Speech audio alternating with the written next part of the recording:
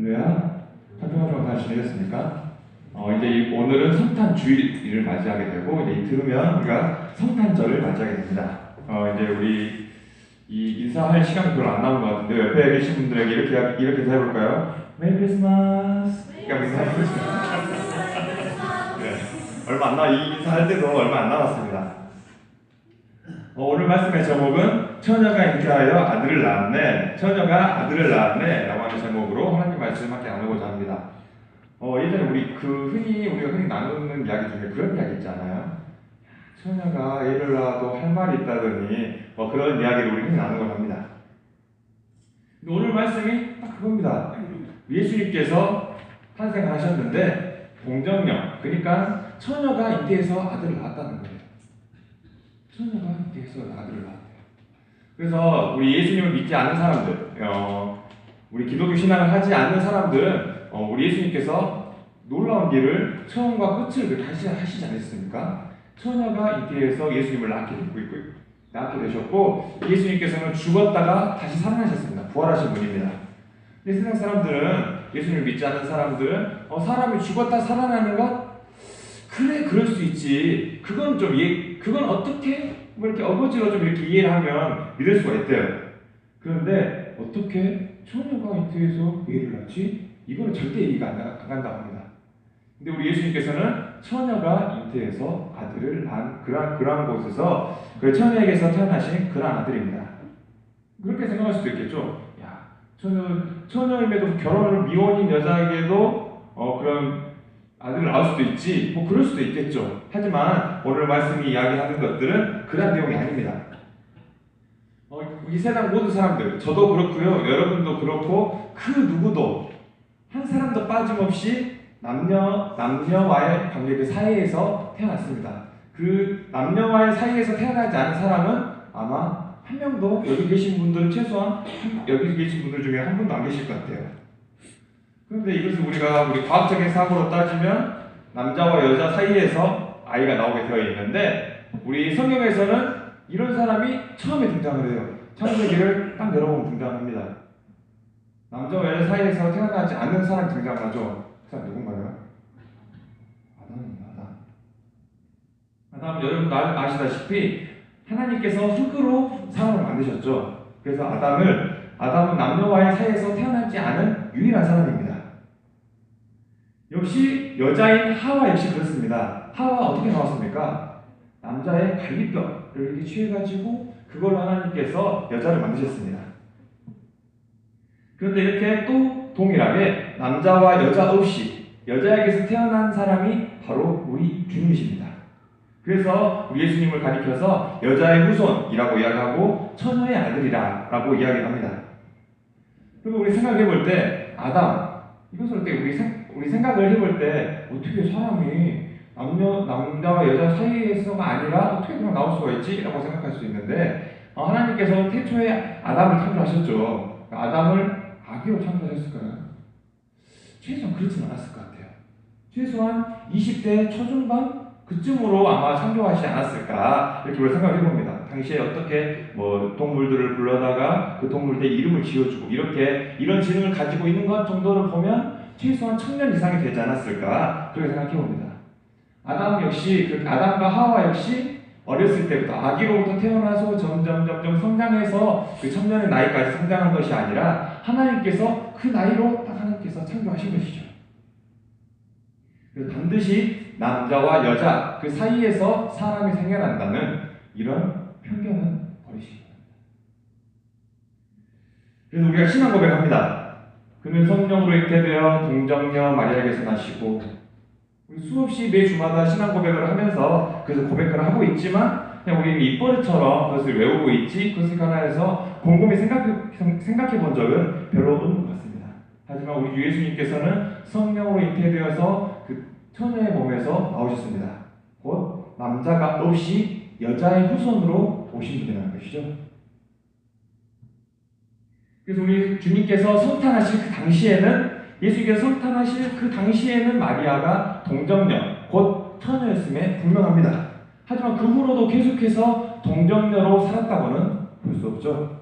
그 이후에 예수님을 성령으로 잉태하고 낳은 이후에는 정상적인 부부관계를 가져서 그 이후에 예수님의 동생들 있지 않습니까? 야고보, 요셉, 시몬, 유다 그 외에 예수님의 여자 동생들도 있다고 이제 그 성경 역사에는 그렇게 기록을 하고 있습니다. 예수님을 낳을 때는 동정녀, 처녀였지만 그 이후에는 요셉과 정상적인 결혼 생활을 하면서 마리아는 정상적인 결혼 생활을 해왔습니다. 그렇기 때문에 카톨릭에서 보면 약간 그 마리아를 신성시하는 약간 그런 분위기가 있습니다. 그래서 마리아를 일컬어서 영원한 동정녀다라고 이야기를 하는데 사실 그건 아니죠. 그 이후에 예수님을 낳으신 이후에는 정상적인 부부관계를 가지면서 예수님의 동생도 나왔기 때문입니다. 미혼이지만 우리가 그 처녀가 아닐 수도 있다라고 생각할 수 있지만 천사 가브리엘이 마리아에게 나타납니다. 보라, 이태야 네가 아들을 낳을 것이다 라고 천사가 나타납니다. 우리 생각을 했을 때 천사라고 하는 것, 우리 머릿속에 있는 개념으로는 천사가 하얀 날개 달고 와가지고 하얀 옷을 입고 이렇게 와서 야 요셉아 네가 마리아야 네 잉태에서 아들 낳을 거야 이렇게 우리가 생각하기 쉬운데 당시에 천사라고 하는 존재는요 하나님과 동등한 존재입니다.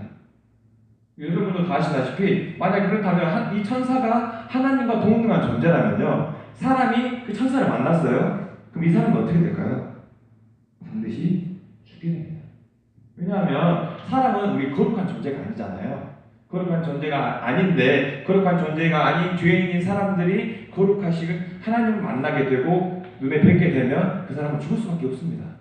그래서 성경에서 구약 성경에서도 계속해서 천사를 통하여서 천사를 만났었던 많은 구약의 여러 인물들이 만나고 나면 내가 이제 죽게 되면 어떻게 해야 될까 이렇게 한탄하는 이야기들이 많이 나오기도 합니다. 그래서 이 천사가 찾아와서 마리아에게 그렇게 네가 잉태해서 아들을 낳을 거야 이렇게 이야기해 주자 마리아가 뭐라고 대답하는지 아십니까? 천사님 우리 천사님 여기겠죠? 제가 남자를 뭐 알지 못하는데 어떻게 제가 아이들을 낳을 수가 있겠어요? 이렇게 대답합니다. 근데 여기서 내가 남자를 알지 못하는데 라고 하는 의미가 우리가 생각하는 야 너 나 알지? 나도 너 알아 이런 의미가 아니고요. 이 성경에서 나오는 알다, 내가 누군가를 안다 라고 하는 그 의미는 대부분 그 원어적인 의미로는 남자와 여자와의 부부관계, 동침관계를 의미하고 있습니다. 그런 동침관계를 통한 그러한 암들을 안다라고 성경에서 원어에서는 그렇게 이야기를 하고 있습니다.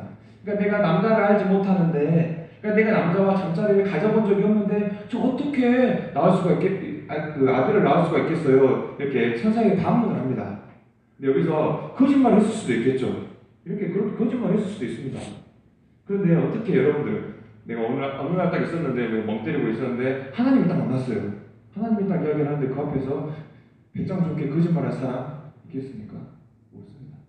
마리아가 그렇게 대답을 합니다. 제가 남자를 알지 못하는데 어떻게 제가 아들을 낳을 수가 있겠어요? 라고 이야기합니다. 그래서 거짓말을 할 수 없었습니다. 그래서 창세기 3장 15절에서 예전에 이렇게 기록한 적이 있습니다. 우리 주님께서 성탄하신 그 시기보다 약 2500년 전에 창세기 3장 15절에서 이렇게 예언한 적이 있었습니다. 아담과 하와가 범죄한 이후에 그때 하나님께서 아담과 하와에게 나타나서 그때 이렇게 예언하신 적이 있습니다. 창세기 3장 15절입니다. 제가 봉독해 드리겠습니다. 내가 너로 여자와 원수가 되게 하고 내 후손도 여자의 후손과 원수가 되게 하리니 여자의 후손은 내 머리를 상하게 할 것이요 너는 그의 발꿈치를 상하게 할 것이니라 하시고 아멘. 이렇게 기록하고 있습니다. 이게 지금 하나님께서 범죄한 아담에게 이야기하시는 것이 아니라요. 하나님께서 그 아담과 하와를 범죄하게 한 그 대상 있지 않습니까? 그 뱀을 향하여서 그렇게 말씀하십니다. 내가 너로 여자와 원수가 되게 하겠다. 인류와 원수가 되겠다. 사람과 원수가 되게 하겠다. 그렇게가 아니라요. 여자와 원수가 되게 하겠고 내 후손도 여자의 후손과 원수가 되게 할 것이다. 계속해서 여자의 후손이라고 이야기합니다. 그래서 그 여자의 후손은 내 머리를 상하게 할 것이고 너는 그의 발뒤꿈치를 상하게 할 것이다. 창세기 3장 15절에 기록된 말씀입니다. 하나님께서 그 범죄하게 만든 그 뱀을 이끌어서 이렇게 질책하시는 말씀이 나옵니다. 여기서 이야기하고 있는 여자의 후손이 누구일까요? 바로 예수님을 하여서 이야기하고 있는 겁니다. 창세기 3장 15절에서 예수님의 그것에 대하여서 벌써 이야기를 하고 예언을 하고 있는 것이죠. 그래서 너의 후손이 그 여자의 후손의 발뒤꿈치를 상하게 할 것이다. 무슨 의미인지 아시겠죠? 예수님께서 십자가에 달려 돌아가시지 않습니까? 그것을 이미 이야기하고 있습니다. 그리고 예수님께서 여자의 후손이 와서 너의 머리를 상하게 할 것이다 라고 하는 것은 예수님께서 오셔서 나중에 사탄의 권세, 악의 권세, 허무의 권세 이 모든 것들을 깨부숴서 없애실 것이다 라고 하는 것을 창세기 3장 15절에서 이미 예언하고 있는 겁니다. 그래서 창세기 3장에서 이미 하나님께서는 이 예수님께서 여자의 후손으로 올 것을 이미 먼저 예언하고 계셨습니다. 그래서 그뿐만 아니라요, 우리가 실제 성찬보다 730년 전에 먼저 예언된 우리 오늘 읽은 본문입니다. 이사야 7장 4절에서는 그렇게 기록합니다. 보라, 처녀가 잉태하여 아들을 낳을 것이다 라고 이야기합니다. 예수님께서 태어나시기 전에 730년 전에 이사야라고 하는 선지자가 하나님으로부터 말씀을 듣고 그렇게 예언한 그런 내용이 바로 우리가 오늘 읽은 성경 본문입니다. 그래서 여기서 말하고 하는 여자라고 하는 단어가 그 남자를 알지 못하는, 남자와 관계를 맺어보지 아니하는 그런 여인의 원어상으로는 그런 여인의 단어를 이야기하고 있습니다. 그래서 그 처녀라고 할지라도 남자를 알지 못하는 처녀와 남자를 알고 있는 처녀에 관하여서 두 가지 단어가 히브리어 단어가 달라요. 근데 여기서는 남자를 알지 못하는 여성을 가리키는 그 단어를 쓰고 있습니다. 그래서 이렇게 남자를 알지 못하는 이러한 여인을 통하여서 예수님께서 그로부터 나올 것이라고 말씀하십니다.